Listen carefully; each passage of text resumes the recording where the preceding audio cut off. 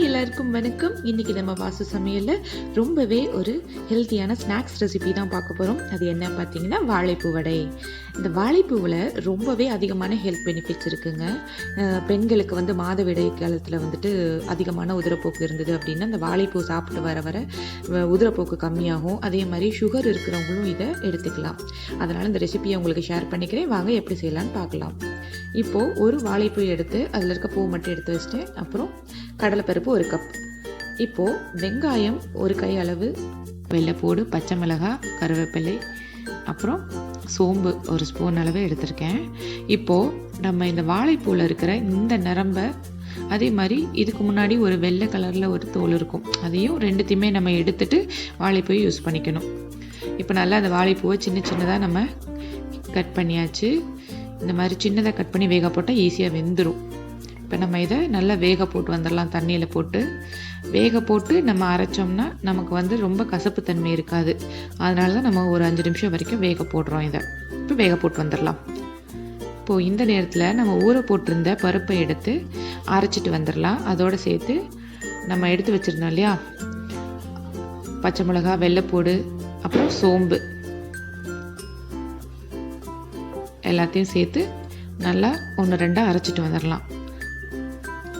இந்த பதத்தில் அரைச்சிட்டு வந்தாச்சு. ரொம்பவும் நைஸாக அரைச்சிட வேண்டாம். ஒரு 2-3 பருப்பு அப்படியே இருக்கட்டும். பருப்பில்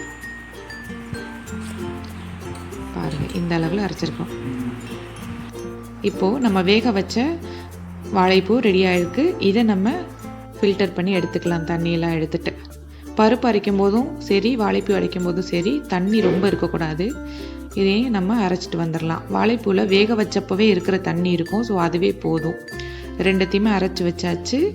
இப்போ நம்ம வெங்காயம், சின்ன வெங்காயத்தை பாருங்கள், இந்த அளவில் பொடிசாக நறுக்கிக்கோங்க. குறுக்க நறுக்கியிருக்கேன், நேராக நறுக்கலை. அப்போ தான் டேஸ்ட்டாக இருக்கும். நம்ம எடுத்து வச்சுருந்த கருவேப்பிள்ளை, கொத்தமல்லியெல்லாம் சேர்த்துடலாம். தேவைப்படுற அளவு உப்பு, நான் இதில் 1 ஸ்பூன் அளவு உப்பு சேர்த்துருக்கேன். உப்பு நீங்கள் பிசைஞ்சதுக்கப்புறம் சரி பார்த்துக்கலாம். இன்னொரு தடவை கூட எல்லாத்தையும் சேர்த்து நம்ம ஒன்றா பிசைஞ்சிடலாம். நம்ம பிசையும் போது பாருங்கள், தண்ணியே நமக்கு கையில் ஒட்டலை. இன்கேஸ் நீங்கள் நிறைய தண்ணி ஊற்றிட்டீங்க அப்படின்னா பேனிக் ஆக வேண்டாம். 1 ஸ்பூன் அளவு அரிசி மாவு சேர்த்துக்கலாம். இந்த அளவில் நம்ம மாவு பிசைஞ்சு வச்சாச்சு. இப்போது ஒரு பேன் எடுத்துகிட்டு அதில் எண்ணெய் சேர்த்துக்கலாம். எண்ணெய் சூடாகிற வரைக்கும் வெயிட் பண்ணலாம்.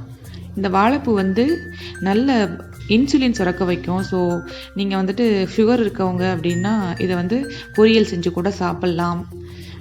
ரொம்பவே ஒரு ஹெல்த்தான ஒரு ரெசிபி. இப்போ நம்ம எண்ணெய் சூடானதுக்கப்புறம் வடையை போட்டாச்சு. கொஞ்சமாக ஒரு சின்ன உருண்டை அளவு உள்ளங்கையில் மாவை எடுத்து அதை அமுத்தி விட்டுட்டு இந்த மாதிரி சின்ன சின்ன வடைகளை போட்டு எடுத்துக்கலாம். வெயில் நேரத்தில் நமக்கு இந்த வாழைப்பூவோட கொஞ்சோண்டு பாசிப்பருப்பு சேர்த்து நீங்கள் வந்துட்டு கூட்டு மாதிரி செஞ்சு சாப்பிட்டீங்க அப்படின்னா உடல் சூடு வந்துட்டு ரொம்பவே கம்மியாகும். ரொம்பவே அதிகமான ஒரு ஹெல்த் பெனிஃபிட்ஸ் இருக்க ஒரு ஸ்நாக்ஸ் இது. சின்ன பிள்ளைங்க எல்லாருக்குமே ரொம்ப பிடிக்கும். சாப்பிட்டா கொஞ்சம் பிட்டர் டேஸ்ட் இருக்கும். ஆனாலும் இதில் நம்ம சேர்த்துருக்க கடலைப்பருப்பு மாவு எல்லாமே சேர்ந்து, வெங்காயம் இதெல்லாம் சேர்ந்து நமக்கு நல்ல டேஸ்ட் கொடுக்கும். பாருங்கள், அவ்வளோதான். இந்த வடையும் நீங்களும் வீட்டில் செஞ்சு பார்த்துட்டு எனக்கு எப்படி இருக்குது அப்படின்னு எனக்கு கமெண்ட்ஸில் சொல்லுங்கள். இந்த வீடியோ உங்களுக்கு பிடிச்சிருந்தது அப்படின்னா லைக் பண்ணுங்கள், ஷேர் பண்ணுங்கள், மறக்காமல் சப்ஸ்கிரைப் பண்ணி பக்கத்தில் இருக்க பெல் ஐக்கானை கிளிக் பண்ணி வச்சுக்கோங்க. தேங்க்யூ.